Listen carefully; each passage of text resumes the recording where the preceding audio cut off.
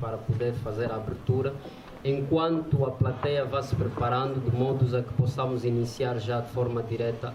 Bom, meus dignos, eu começo por agradecer à Oficina do Conhecimento o convite que me foi direcionado.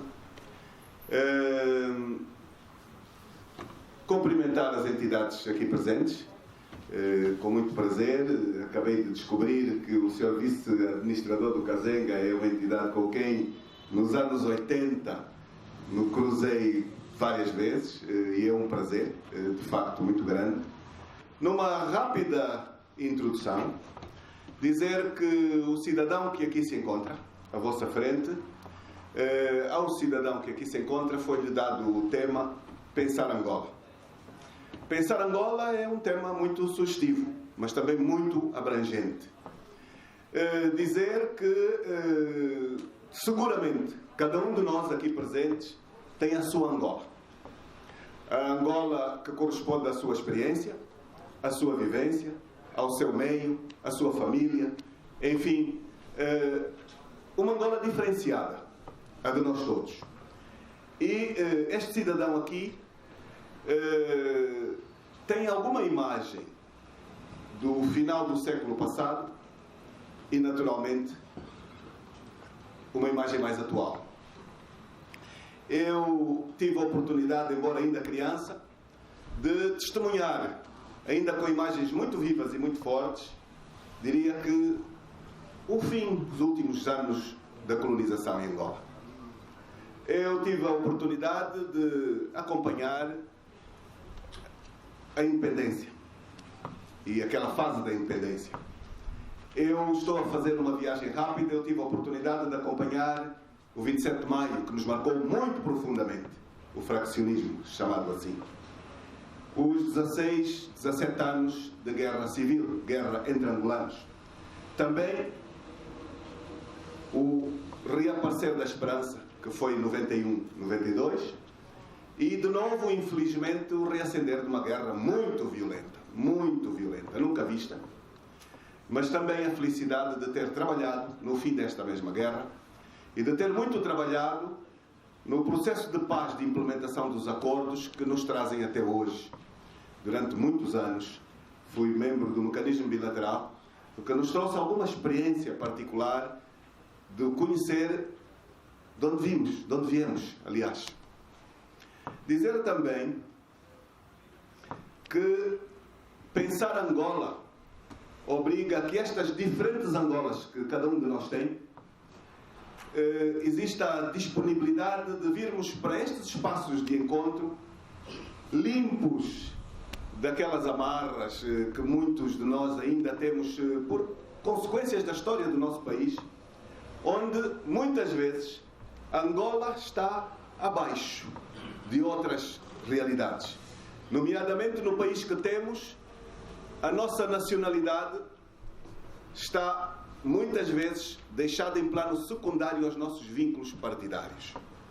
E o cidadão que aqui está também vos quer dizer que em circunstância alguma o partido está acima de Angola. Para mim, nunca. É impossível. Mesmo o tempo e os anos de trabalho em nenhuma circunstância me limitam naquilo que é atitude pública, intervenção, atitude privada. Angola está num escalão absolutamente de prioridade. E eu trago como provocação, de algum modo, para os meus caros amigos, um dos últimos estrofes do hino nacional. Angola, um só país, uma só. Eu sou 100% contra. Angola é um só país, mas não é, de facto, uma só nação. E é por causa disso que, para mim, nós temos muitos desafios a fazer. Desafios de hoje, alguns já deviam ser desafios de ontem.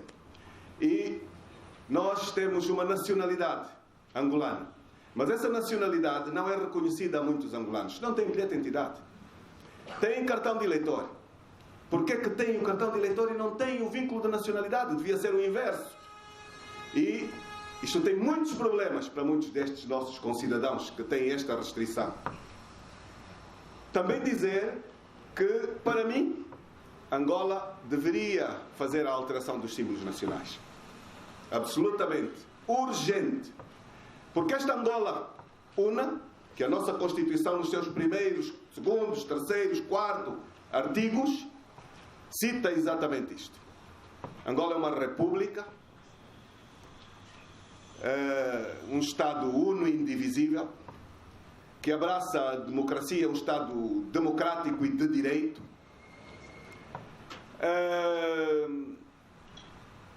Enfim, realidades que, para serem uma assunção plena da cidadania usufruída por nós todos, precisamos de fazer algum caminho, algumas reformas.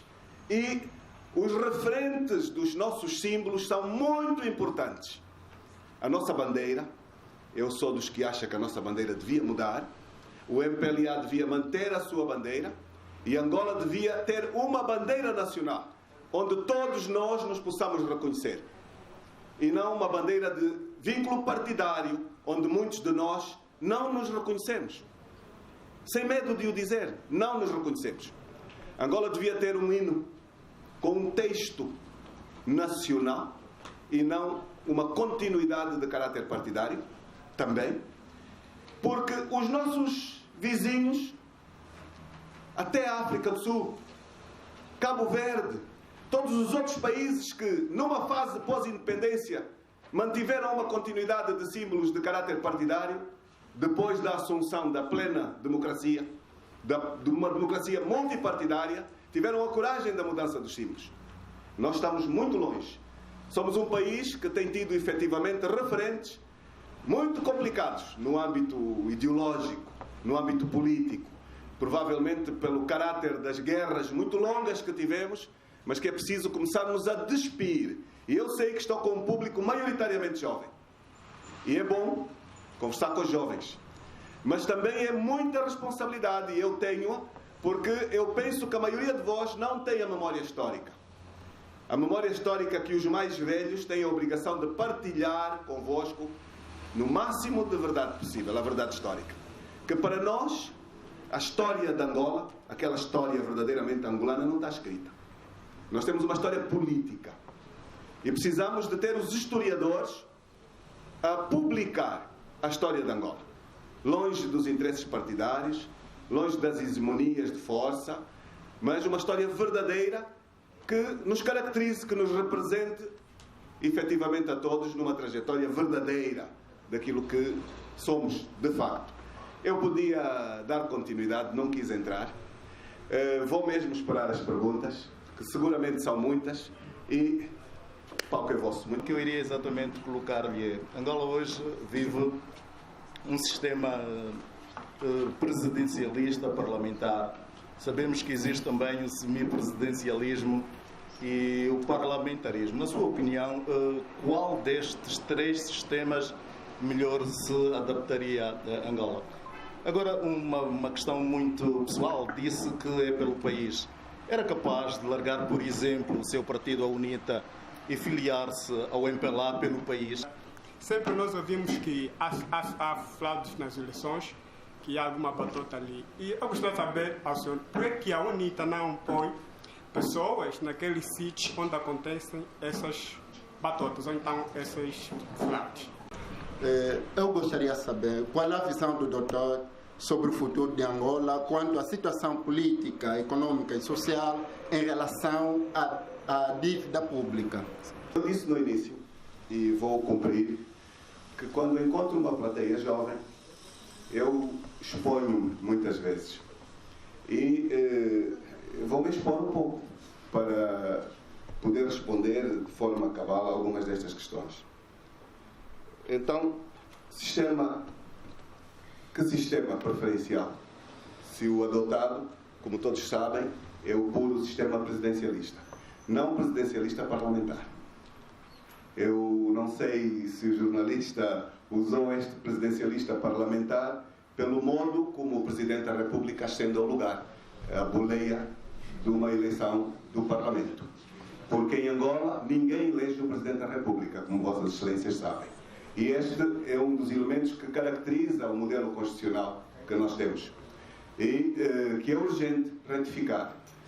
Portanto, nós temos um puro modelo presidencialista. Partilhando aqui, dizer que, de algum modo, houve um certo consenso das forças políticas, todas elas. Foi o modelo adotado também pela UNITA. Vamos ser objetivos.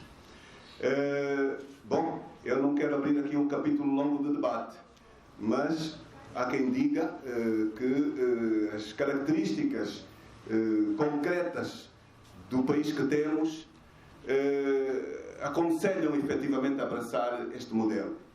Eu não sou um grande fã deste modelo, como prioridade. Estou a expor, ok? Eu preferia um modelo semi, pelo menos, ou uma partilha do check and balance, e não a realidade que temos hoje aqui. Nós temos hoje uma realidade em que os poderes são excessivos, absolutos, sobre o Presidente da República, e uma cultura onde os outros órgãos de soberania não fiscalizam, não balançam pelos vícios anteriores. E então, este é um dos maiores desafios, por exemplo, que um organismo como a Assembleia Nacional hoje tem. Resgatar a sua capacidade de se assumir como um poder soberano, complementar ao Executivo, complementar ao Judicial, também este completamente sobreposto. De algum modo estou a intervir em área de outras perguntas e eu creio que lhe respondi cabalmente à sua primeira questão. Se seria capaz de sair da UNITA para o MPLA em nome de Angola? Não, não seria. Pelo menos para este MPLA não, de maneira nenhuma. De maneira nenhuma. Eu digo mesmo francamente. Eu penso que isto deve ser perceptível para quem nos acompanha. Envolvemos-nos com vontade, com plenitude, mas são daqueles que respeitam a diferença e acham que a pluralidade é absolutamente indispensável, mas não, não e não, muitas vezes repetido.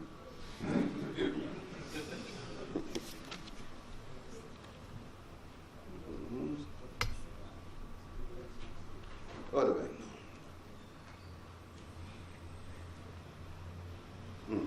escrevi muito rápido. Eu creio que a pergunta a seguir tem a ver com o financiamento das eleições e se a UNITA tem contado exclusivamente com fundos do Orçamento Geral do Estado ou do financiamento do Estado para as suas campanhas. Não. Eu creio que Vossas Excelências conhecem também a lei do financiamento dos partidos e a lei do financiamento dos partidos políticos também é restritiva e chamo aqui a atenção exatamente para o facto de que não há um espaço ilimitado de buscas de dinheiros para o financiamento dos partidos. De qualquer forma, a UNITA tem contado fundamentalmente com, diria, as cotizações dos seus membros. A UNITA tem cerca de 3 milhões de membros, portanto não são poucos. Dizer que o Orçamento Geral do Estado financia os partidos políticos e estas verbas têm sido diferenciadas. Eu vou partilhar convosco algo que vos vai escandalizar, talvez não saibam. Quanto é que foi o financiamento dos partidos nas últimas eleições? Eu agora também quero provocar um bocadinho. Será que alguém aqui sabe? Esta foi uma provocação negativa para aqui.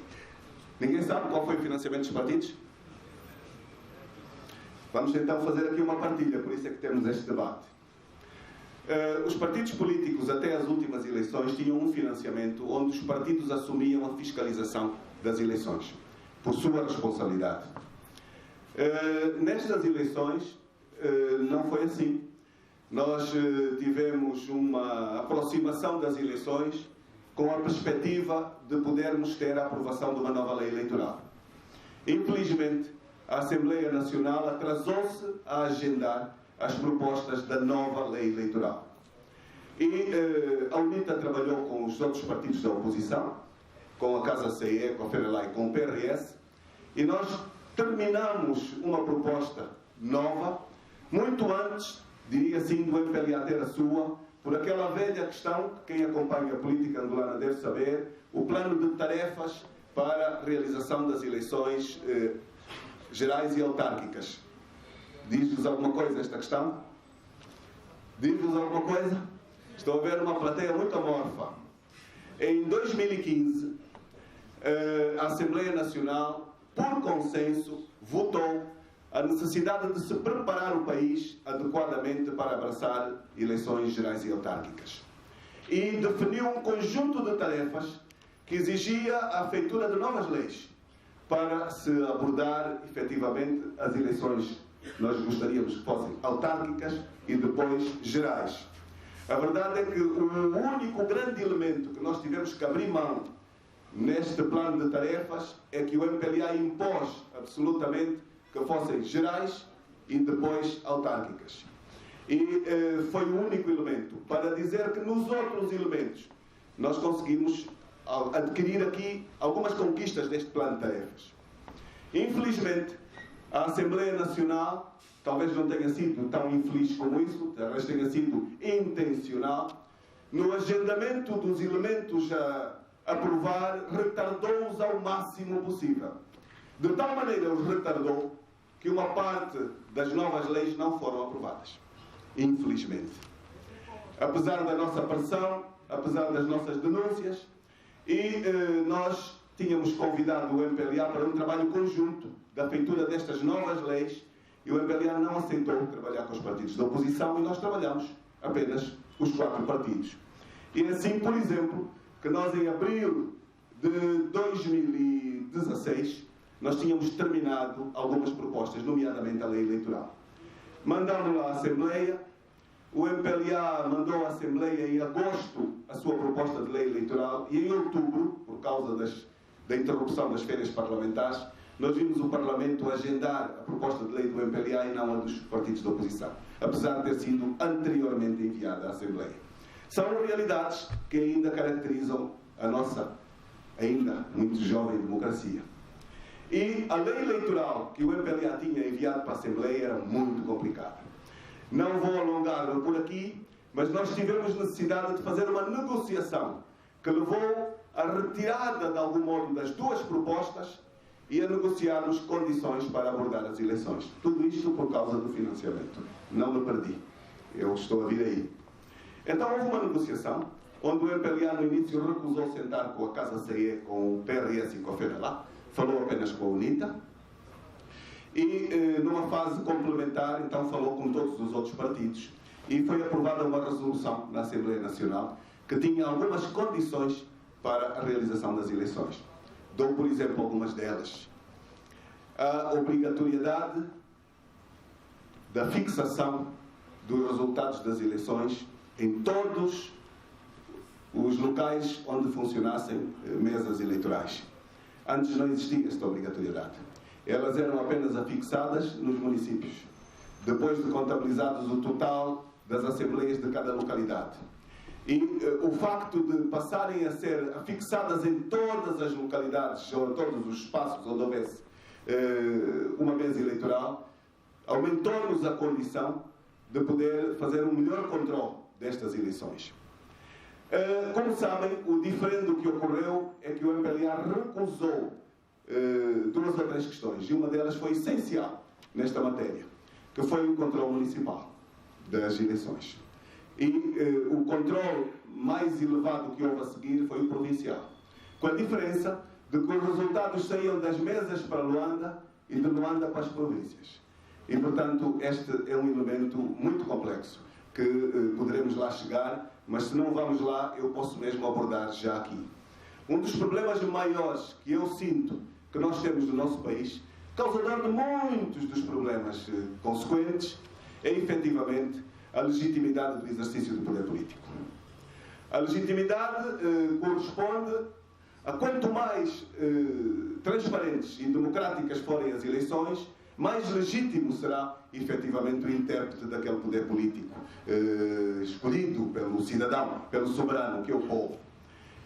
Mas aqui temos um percurso muito longo para fazer, muito longo mesmo, mas não me vou estender, vou ao financiamento. Foi aqui também que se negociou o financiamento das eleições.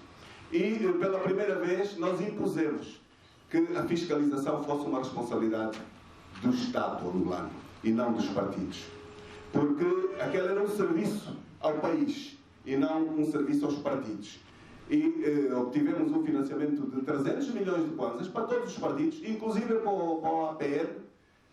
O financiamento é igual para todos, de 300 milhões para fiscalização. E os partidos tiveram, numa primeira fase, assinada pelo Sr. Presidente da República, um financiamento de cerca de 200 e tal milhões de kwanzas, mas que foi imediatamente alterado por causa de uma carta feita pelos partidos de oposição, que também trabalhei nela, onde enviamos ao Presidente da República quanto valiam 200 milhões de kwanzas em função de alguns despachos que ele tinha feito nos dias anteriores. Algumas empresas individuais entregues a pessoas da sua proximidade familiar tinham recebido financiamentos de bilhões comprados em kwanzas. O Estado-Maior das Forças Armadas angolanas, em uma missão pontual, tinha recebido financiamento de mais de 2 mil milhões de kwanzas. O financiamento de uma estrada pontual que havia ali tinha sido muito superior. E o financiamento da democracia ficava em 200 milhões, que era muito abaixo de $1 milhão. Sabendo nós que este financiamento não era verdadeiro para alguns partidos, fizemos uma carta muito forte a este nível. E a verdade é que, sem a CNE controlar, isto estou-vos a dar dados para os senhores poderem argumentar um dia em questões públicas, porque muitos não sabem disto, um dia os partidos descobriram que havia dinheiro numa conta que não era controlada pela CNE. Porque o Ministro das Finanças mandou depositar 1 bilhão e 200 milhões de kwanzas nas contas dos partidos, fora do controle da CNE. E foi o financiamento das últimas eleições. Muito alto em relação ao anterior, mas por consequência de uma exposição e fora da conta titulada, controlada pela CNE. Portanto, a nossa Angola. Estou a partilhar muitos dados.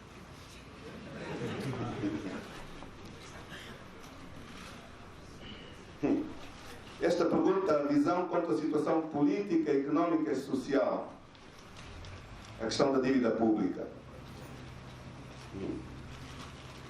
E o que é que se pode fazer? Bom, caros amigos, Angola vive desde 2012, 2013 uma profunda crise económica que criou, sem dúvida, uma enorme crise social, ou esta é anterior àquela, e que também tem consequências profundas políticas e que nos traz efetivamente uma realidade de crise nas próprias instituições, a vários níveis. Angola desperdiçou um boom económico excepcional. E como muitos dos que aqui estão são estudantes, e também temos aqui seguramente muitos professores, eu gostaria que os meus amigos, num dia destes, fossem à internet e fizessem uma comparação. O Orçamento Geral do Estado de Angola comparado com o de Moçambique, comparado com o do Quênia, por exemplo, comparado com até o da África do Sul, por que não? Comparado com o da Namíbia, comparado com alguns destes países que andam aqui à nossa volta, o que é que ele nos depois traz de indicadores? Depois nós vamos verificar a evolução do Orçamento Geral do Estado desde o período da paz, e eu vou partilhar aqui muito rapidamente alguns dados, não tem nada a ver com a paz, mas em 2002 o preço do petróleo estava em que faixa? Os senhores sabem? Queria uma certa partilha, de uma certa comunicação. Quanto custava o barril de petróleo em 2002? Não. Quanto? Creio que custava $16 o barril. Conjuntura internacional. Não tem nada a ver com questões internas. A verdade é que conjuntura internacional também, muito pouco tempo depois, foi um ascendente, uma escalada enorme que permitiu uma acumulação extraordinária de reservas estratégicas como Angola nunca imaginou ter. E, segundo diz o Gabinete de Estudos da Universidade Católica de Angola, que é um referente que me parece credível, eles dizem que Angola acumulou para cima de 700 mil milhões de dólares de reservas estratégicas num período de 10 anos. O número é assustador. Cerca de 700 mil milhões de dólares. Eu partilho aqui um outro dado. A Assembleia Nacional, quando aprovou a nova Constituição em 2010, no decurso ou na sequência desta aprovação, aprovou também uma obrigatoriedade de uma nova reserva estratégica do Estado com fundos de petróleo. E nos anos 3, imediatamente a seguir, esta nova reserva chegou a acumular 93 mil milhões de dólares, só na sequência desta resolução. Quanto custa isto? Quanto custará às gerações futuras? Quantos anos de orçamentos gerais de Estado correspondem a este valor? São simples perguntas que deixo no ar. Nós temos tido orçamentos deficitários há uns anos a esta parte. E, para me situar apenas nos últimos 2 anos, nós tivemos que ir buscar um endividamento superior a 50% para complementar o Orçamento Geral do Estado. Este ano, o orçamento diz que foi inferior a 50%, mas eu sou daqueles que diz que não foi inferior a 50%. Porque jogou-se aqui com uma série de variáveis, onde se retiraram alguns indicadores, e nós podemos ir lá direitíssimos, e as nossas declarações políticas, para quem as acompanha, no âmbito do debate dos orçamentos, são muito fundamentadas nestes números, voltou a ser superior aos 50%. Onde cerca de metade é dívida externa, contraída internacionalmente, e outra metade é dívida interna, contraída aos bancos nacionais. Vou fazer apenas o percurso para dizer que esta realidade tem-nos trazido o facto de que Angola, nos últimos anos, nos últimos 2 particularmente, mais de 50% da despesa pública, significa mais de 50% do Orçamento Geral do Estado é para pagar dívida. E esses 50% são, por exemplo, 10 vezes o orçamento da saúde do nosso país. Façam contas, reflitam um pouco sobre esta realidade. Também é uma opção. Eu não estou aqui a dizer que Angola não deve cumprir com os acordos internacionais que tem. Mas eu penso que Angola deve refletir também o seu posicionamento referente a este ciclo de que preciso vou buscar, e quem paga são sempre os mesmos. É o capim, é o pequenino. Na luta dos elefantes é o capim. Era isto que eu queria dizer, que paga. E nós não podemos construir futuro nenhum, de nenhum rigor, com este comportamento. E eu deixo talvez aqui, fruto desta pergunta, mais um alerta. Estou a partilhar indicadores. A lei do orçamento, porque o orçamento é uma coisa, a lei do orçamento é um complemento, é o que aprova o orçamento. A lei do orçamento tem uns 20 e tal artigos, 30 antes de... Enfim, são poucos, não são muitos. Mas na lei do orçamento vêm alguns artigos que dizem que o Presidente da República tem a autorização de contrair empréstimos necessários a salvaguardar, diria, compensações necessárias por inexistência de disponibilidade financeira. E este é um grande drama que o nosso país tem. Porque o Sr. Presidente da República não vai buscar uma vez, vai buscar várias vezes, não vem ao Parlamento pedir autorizações a outras, não justifica a necessidade destes múltiplos financiamentos que Angola vai buscar lá fora, negocia-os a sua forma, a sua maneira, e hoje, até hoje, a Assembleia não tem controle nem sobre estas quantias, nem sobre os seus destinos. Isto é extremamente perigoso para todos os senhores, para todos. E nesta medida, a nova governação não mudou nada. Eu chamo-vos a atenção para um outro dado. Só em 2018, os senhores sabem quanto o atual Presidente da República foi buscar em dívida acrescida? Eu volto a fazer a pergunta ao público. Tem ideia da fasquia? Tem uma ideia? Tem uma ideia? 11 mil milhões. Mais? 11,6. Se eu vos disser que andou nos 20 mil milhões. Mais um bocadinho. Eu provoquei o Sr. Presidente da República antes do Estado da Nação, em outubro. Fiz um vídeo, muitos dos senhores devem ter visto, 2 dias antes. E fiz de propósito 2 dias antes. E fiz uns desafios para o Sr. Presidente da República nos dar algumas respostas. A verdade é que alguns dos assessores do Sr. Presidente da República abocanharam, fizeram uma série de chamadas, quiseram prestar alguns esclarecimentos e No seu discurso, o Sr. Presidente respondeu a algumas das perguntas. E não respondeu a uma série de outras, com intencionalidade. Mas detalhou, até aquela altura, quanto é que tinha trazido de algumas visitas ao exterior. E nós fomos tomando, com muito rigor. Mas naquela altura ela ainda não tinha ido a alguns outros países e o ano não tinha acabado.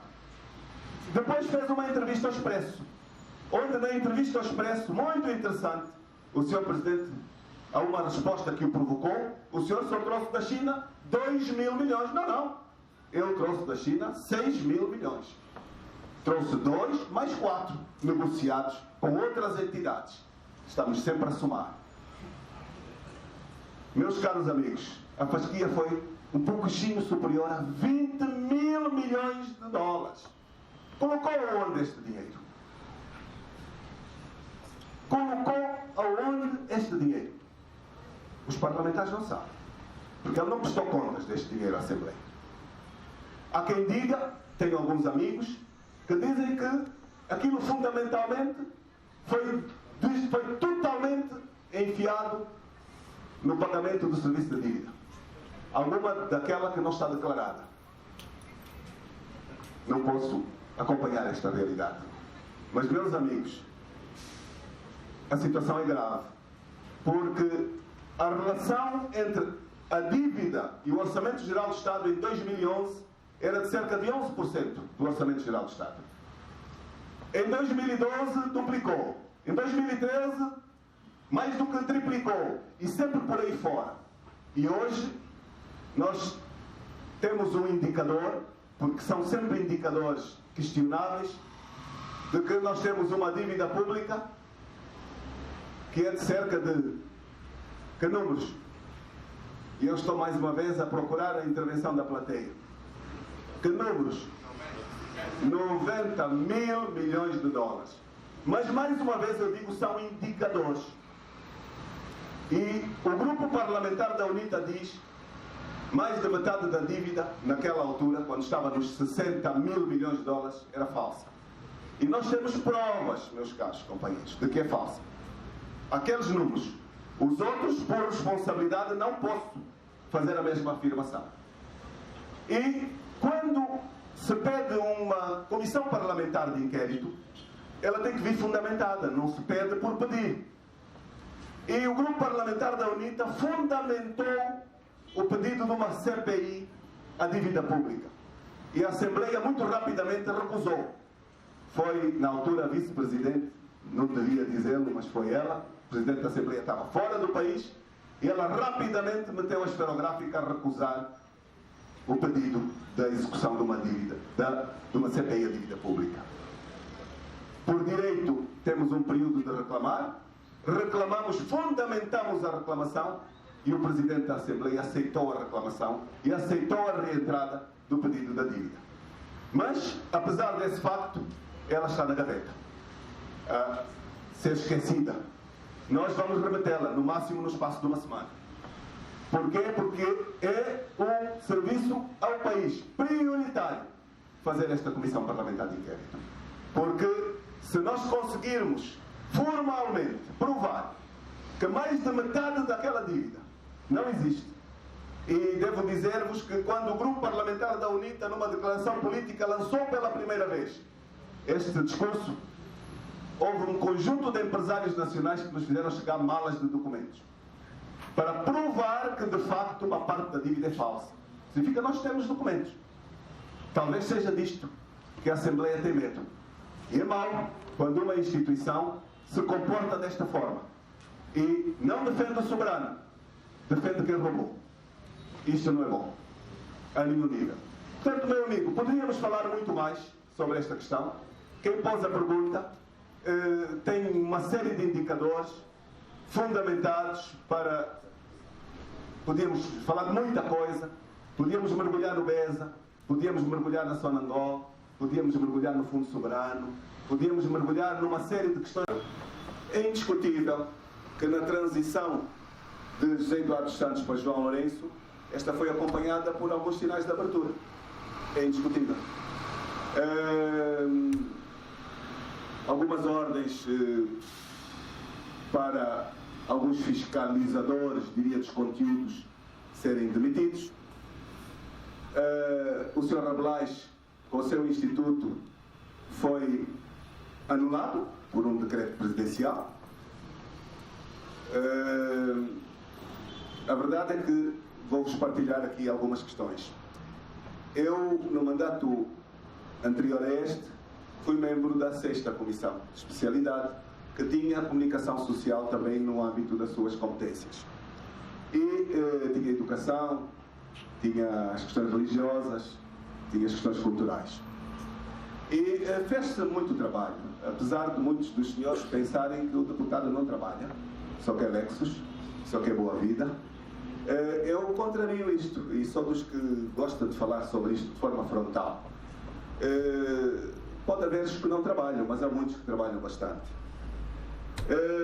E nós fizemos diagnósticos muito transversais e muito grandes, por exemplo, no setor da comunicação social, no setor da educação também. E partilho aqui uma questão interessante, só mesmo para conhecimento de alguns. Um dia destes estávamos com a administração da TPA, a comissão toda, e estávamos a fazer uma ação fiscalizadora da Assembleia. E depois de muita pressão, de muito interrogatório, alguns membros da administração reconheceram que, para além das ordens que são consequência, diria, do seu estatuto, das leis e daquilo que o Estado de Direito e de alguns direitos e garantias lhes obriga, eles depois tinham algumas diretivas que recebiam do Executivo e que lhes impunham censura sobre os conteúdos. E estas diretivas emanavam realmente do organismo, fugiu-me agora o nome, esfiado pelo último, foi o Rabelais, o Gracima. Muito obrigado. O Gracima tinha, sobre todas as instituições de caráter público, uma diretiva que exigia a propaganda institucional com visibilidade sobre a ação de governação e com visibilidade sobre a ação do partido. Sustenta o governo. E reconheceram isto ao coletivo dos deputados. Foi um escândalo, completo escândalo, devo dizer. Mas houve também alguma coragem em tê-lo reconhecido. É preciso reconhecer também este elemento. Mas o Gracima foi extinto, como sabem. Mas o Gracima foi recriado 4 ou 5 meses depois. Não está visível, tem um chefe, está lá no gabinete da presidência, seu assessor de comunicação social, seguramente, com reforço de fundos e com despacho presidencial. É só irmos aos diários da República, vamos encontrar. E, portanto, neste aspecto, não mudou muito. Há, eventualmente, um esforço para mostrar que agora fala-se do lixo, agora os noticiários já mostram muitas questões que não mostravam, mas eu, quando saio de uma conferência de líderes na Assembleia e faço declarações à imprensa, que está ali à frente, à noite, na TPA, eu vejo-me a dizer muito boa noite. Quando eu abro a boca sobre o conteúdo, a minha imagem vai embora. Já não digo mais nada. Uma mensagem de abertura, alguma coisa para alguns poucos abriu, mas, efetivamente, para um Estado democrático e de direito, onde o monopólio, por exemplo, é proibido, nós estamos muito distantes, porque nós temos hoje verdadeiros monopólios na comunicação e são monopólios com proprietários, membros do Biro Político, do MPLA, que controlam a comunicação, praticamente, no seu todo, e eu diria com 3 ou 4 salvaguardas, mas também estas com muitos problemas, porque nenhuma delas tem licenças definitivas. E vou para a parte final da pergunta. Eu, talvez seja uma surpresa para os senhores, fui presidente do Conselho de Administração da Rádio Despertar, antes de ser deputado. E estive na negociação que voltou a reabrir a Rádio Despertar com o Ministério. A Rádio Despertar, que é o resultado de uma negociação dos acordos de paz de 91, mas que vem formalizado a partir de Lusaka, de forma muito concreta, porque os acordos de paz de 91 foram fundamentalmente acordos militares, e os acordos que trouxeram uma visão de reconciliação foram introduzidos apenas a partir de Lusaka. Talvez seja uma novidade para os meus caros amigos. O detalhe dos aspectos da reconciliação nacional só entraram fundamentalmente depois das negociações de Lusaka. Isso temos evidências. Eu, felizmente, fui convidado ano passado para a abertura do ano judicial. Eu creio que foi em abril do ano passado. Também fui convidado para, creio, os 22 ou 23 anos da Ordem dos Advogados. Por acaso no mesmo recinto. E o facto de ter estado nestas duas cerimónias deu-me partilha de conteúdos muito, muito importantes sobre esta matéria. E não quero fazer publicidade. No primeiro ato, houve um ilustre jurista que foi palestrante do ato de abertura do ano judicial. Creio. É que foi no ano judicial não, foi na ordem. No ano judicial foi o bastonário da Ordem de Advogados. Fez uma corajosa intervenção perante os poderes judiciais todos ali presentes. Presidente do Tribunal Constitucional, Presidente do Tribunal Supremo, juízes de topo de todas as carreiras, Procurador da República, procuradores militares. O bastonário fez uma intervenção com o dedo na ferida dos problemas da justiça. E pela sua voz, ele dizia que não tinham, efetivamente, uma justiça boa. Não sou eu que o digo. Eu, enquanto ator político, efetivamente acho que o Poder Judicial tem estado muito acomodado. Eu não queria dizer acobardado, mas acabei por dizê-lo. Escondido, comodamente. Foi isto que fez durante toda a era José Eduardo Santos e continua até hoje, ainda um bocado escondido, a fazer a assunção plena das suas responsabilidades. Há três pilares da soberania: o Poder Executivo, o Legislativo, que é a Assembleia Nacional, e o Judicial. As eleições de 1992, creio que dia 9 ou 10 de outubro de 1992, chegou uma delegação da ONU a Angola para vir mediar a crise pós-eleitoral. E o governo angolano, que não queria, autorizou que em 48 horas um grupo de investigadores andassem pelo país real a ir buscar dados de investigação das eleições e dos seus resultados. E eu também fiz parte desse grupo. Começava, creio que dia 11, se não estou errado, a partida de Luanda e acabava dia 12 às 18 horas. Esta investigação. Dia 11, rebentou um paiola em Luanda, atrás do aeroporto, se alguém tem memória, violentamente, e o espaço aéreo foi fechado, ninguém partiu. Eu parti no dia 12, às 6 e tal da manhã, num voo das Nações Unidas, que saiu de Luanda, foi para Luena, saiu de Luena, foi para o Bié, saiu do Bié, foi para o Cunene, saiu do Cunene, foi para Xandongo, saiu do Xandongo, eu cheguei ao Lubango, que era o meu destino, quase às 18 horas. E quando eu saí do avião, estava o dirigente do MPLA que tinha ido fiscalizar o Lubango a voltar para Luanda. E a dizer, o período de investigação terminou. Não é uma história para contar. Não é, companheiros. Isto é uma verdade absoluta. Dizer que, ainda assim, regateou-se profundamente. E a Comissão deu mais 48 horas reconhecendo que não tinha existido usufruto das 24 horas anteriores. Bom, eu até às vezes prefiro não partilhar os resultados destas questões. A verdade é que nas eleições que tivemos a seguir, porque eu poderia partilhar muita coisa muito interessante do que é que aconteceu a seguir, mas não vos quero roubar muito tempo porque fica também um bocado cansativo. 92. Não fica. Não fica.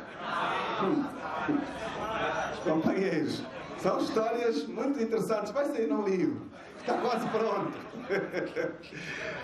Mas dizer que quando voltei a Luanda, e não vale a pena falar pelo meio, aterramos e nesse mesmo dia a senhora Anesti declarou o reconhecimento das eleições antes de receber os relatórios que vinham das províncias dessas investigações, mas estes são outros 30. Em 2008, que foram as eleições a seguir, o Comitê Permanente da UNITA reuniu imediatamente após ser declarados os resultados das eleições. E a UNITA passou de 70 para 16 deputados. E fizemos um debate doloroso, onde uma parte de nós dizia: vamos reconhecer imediatamente, independentemente do que vimos, do que aconteceu e do que não aconteceu. Vamos acabar com essa onda de que andamos sempre à procura de desculpas e vamos retirar, engolir o sapo envenenado, gradualmente vamos encontrar caminhos outros. E foi o que aconteceu, meus caros amigos. Se os senhores conhecerem a história e forem ao dia da declaração formal dos resultados, a UNITA fez uma declaração formal de reconhecimento dos resultados, engolindo o sapo de forma dura, mas decidiu fazer um livro branco sobre a transparência dos resultados eleitorais. Mandatou uma equipe de trabalho, de que fiz parte, que trabalhou 6 meses e que publicou um livro que se chama Contribuição à Democratização dos Processos Eleitorais em Angola. Este livro só tem documentos oficiais, só tem documentos que a CNE publicou, só tem documentos que o governo angolano publicou, só tem documentos que os observadores publicaram, não tem nada da UNITA publicado. E este livro é uma coisa poderosa sobre as fraudes em Angola. Fez-se 6 edições esgotadas. Eu até acho que tenho um exemplar ali no carro. Não acho, tenho de certeza absoluta um exemplar. Foi para as bibliotecas, foi para todo lado. Continuamos a precisar de publicar, porque é um documento de referência histórica. Foi a forma que a UNITA encontrou de contribuir. Em 2012, as eleições correram, como os senhores sabem, e a UNITA mudou de tática. Já tinha publicado o livro, entendeu que devia fazer recurso dos tribunais, porque todos nos indicavam que Angola é um Estado democrático e de direito e que, portanto, os tribunais têm jurisdição para intervir, e nós entendemos e acreditamos que, fazendo recurso aos tribunais, nós poderíamos ver investigados razões que contestávamos. E a UNITA agarrou em cerca de 134 provas, muitas pastas, remeteu-as ao tribunal, a todos os níveis dos tribunais, e todos os níveis dos tribunais recusaram investigar e averiguar.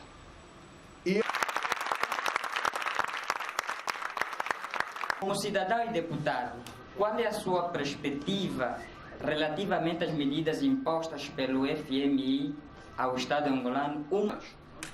Eu sei que já é da intenção da oposição, isso do Partido UNITA, meterem uma revisão constitucional. Para quando esta revisão constitucional vai entrar no gabinete do Sr. Presidente da Assembleia Nacional? Muito obrigado. Qual é o papel do partido da oposição face a novas dificuldades sociais, tais como a violência doméstica e a delinquência juvenil? Caso a UNITA vença a eleição, que tipo de país teremos 5 anos depois? Seria capaz a UNITA de governar Angola sem precisar de endividamento nenhum, visto que do anterior presidente dito só focaram 15 mil milhões? Obrigado. Qual é a posição da UNITA no âmbito da valorização da cidadania na participação do poder autárquico, visto que nós temos um país onde há muita pressão partidária sobre o Estado? Não seria as autarquias o momento para permitir com que os cidadãos independentes também expressassem as suas valências, contando com o apoio dos partidos? Informações por parte do governo angolano, nomeadamente realidades tais como, por exemplo, pertença dos bancos, os créditos, as dívidas, uma série de outros indicadores que levaram o governo angolano a recuar completamente e não ter avançado com este programa. A intervenção agora do Fundo Monetário Internacional, sem dúvida alguma, que podemos entendê-la como uma intervenção necessária, direi assim. Embora eu gostaria de abrir aqui a questão de que provavelmente também nesta fase conveniente por parte do atual governo. Primeiro vamos às condições. O Fundo Monetário Internacional disponibilizou uma verba, que creio ser de 3,8 mil milhões de dólares, em 3 fases, com juros baixérrimos. Não são baixíssimos, são baixérrimos, são os mais baixos que Angola poderia ter no mercado internacional. Porque se falarmos do mercado interno, então o pedido de dinheiro aos bancos aqui é escandaloso, os seus juros. Portanto, a este nível, não foi mal. O Fundo Monetário Internacional intervém sempre com alguns programas acompanhados. Significa, não deixa muito espaço para estes mesmos fundos serem desviados para os bolsos dos intérpretes institucionais. E vejamos o que aconteceu com Moçambique. Apenas, é muito dinheiro, mas eu digo apenas comparado com as quantias brutais de Angola. Em Moçambique, o governo recebeu 2 mil milhões de dólares de uma assistência internacional, fez-lo desaparecer em contratos fictícios que resultaram em enriquecimento de meia dúzia de senhores, e vejam que a consequência é a prisão do próprio Ministro das Finanças, com a hipótese de chegar ao Presidente da República de então. E o problema está complexo porque toda a gente sabe que o Presidente de Gabusa está lá, completamente enfiado, com todas as impressões digitais. E esta é uma citação que faço para vir de novo aqui a este empréstimo. Quais os custos de uma intervenção do Fundo Monetário Internacional? Para quem estuda um pouco a questão económica, o Fundo Monetário Internacional tem sempre o mesmo modelo. Sempre. Cortar nos subsídios e apertar completamente o cinto ao nível daquilo que são despesismos, daquilo que são as intervenções do Estado em determinados setores que de algum modo despenalizam a crise para as camadas mais vulneráveis e, no nosso caso, claramente, cortes de subsídios aos combustíveis são uma exigência imediata que tem depois as consequências todas, no caso interno angolano, dos preços dos bens e serviços básicos para as populações. O preço do pão, o preço de praticamente todos os bens daí resultantes, e a nossa posição é que, de facto, o governo angolano deveria negociar com alguma flexibilidade a intervenção do Fundo Monetário Internacional, protegendo efetivamente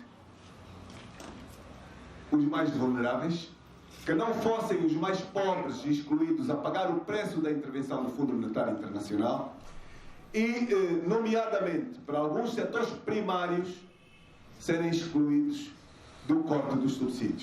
Eram idênticos aos da África do Sul, estou a citá-lo. Eram idênticos aos de Portugal. É inacreditável.